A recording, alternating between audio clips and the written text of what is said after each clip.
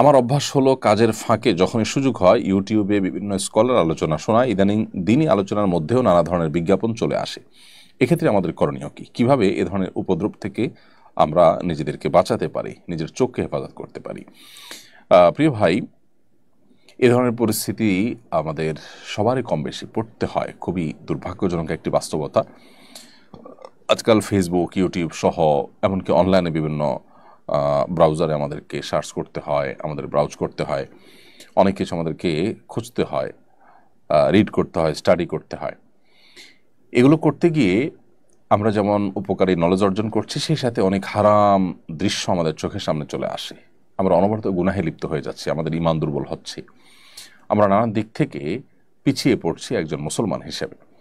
এই যে আমাদের তাকওয়া এবং ঈমানের ঘাটতি আসছে, দুর্বলতা আসছে, চরিত্র নষ্ট হচ্ছে, এটা থেকে বেঁচে থাকাটা খুবই গুরুত্বপূর্ণ বিষয়। জান্নাতুল ফেরদাউসের অধিকারীদের আল্লাহ রাব্বুল আলামিন তাদের বৈশিষ্ট্য বলেছেন, ওয়াল্লাযীনা হুম লিফুরুজিহিম হাফিজুন, যারা তাদের ইজ্জত, সম্ভ্রম, চরিত্রকে হেফাজত করতে পেরেছে। তো আমরা তো সেটা সোশ্যাল মিডিয়ার এই যুগে, বিশেষ করে এ জাতীয় হারাম বিজ্ঞাপন ইত্যাদি যেখানে অহরহ আসছে, কোনো ভিডিও দেখতে গেলে বিশেষ করে যে হারাম বিজ্ঞাপনগুলো আসে, সেটা থেকে আমরা আত্মরক্ষার কোনো উপায় পাচ্ছি না। এবং ইদানিং যেটা হয়েছে যে কোনো চ্যানেলে মনিটাইজেশন অন করা না থাকলেও সেখানে বিজ্ঞাপন আসে। অর্থাৎ আপনি কোনো চ্যানেলের মালিক, আপনি কোনো ভালো ভিডিও আপলোড করবেন, সেখানে আপনি মনিটাইজেশন করে পয়সা উপার্জন করবেন না, তারপরও সেখানে বিজ্ঞাপন আসবে। অর্থাৎ একরকম বাধ্যতামূলক করে দেওয়া হয়েছে যে আমরা ভিডিও দেখব আর বিজ্ঞাপন দেখব না, এমনটি হতে পারে না। তো এইরকম পরিস্থিতিতে মাহফিল অ্যাপ, একটা অ্যাপ আছে বেশ ভালো, আমি ব্যক্তিগতভাবে জানি, চিনি, এবং আলহামদুলিল্লাহ এটা যারা করেছেন তারা বেশ চমৎকার করে করেছেন। এই মাহফিল অ্যাপটি ব্যবহার করা যেতে পারে।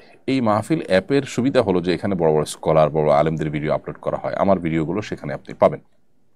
তো মাহফিল অ্যাপে গিয়ে যদি আপনি ভিডিওগুলো দেখেন, তাহলে ইনশাআল্লাহ বিদিনিল্লাহ আপনি হারাম অ্যাড মুক্তভাবে ভিডিওগুলো দেখতে পারবেন। তো আমি আপনাকে পরামর্শ দিব যে মাহফিল অ্যাপের মধ্যে প্রবেশ করে আপনি আলেম ওলামাদের বক্তব্য, ওয়াজ নসিহত এগুলো শুনুন। ইনশাআল্লাহ আশা করা যায় যে হারাম থেকে বেঁচে থাকতে পারবেন।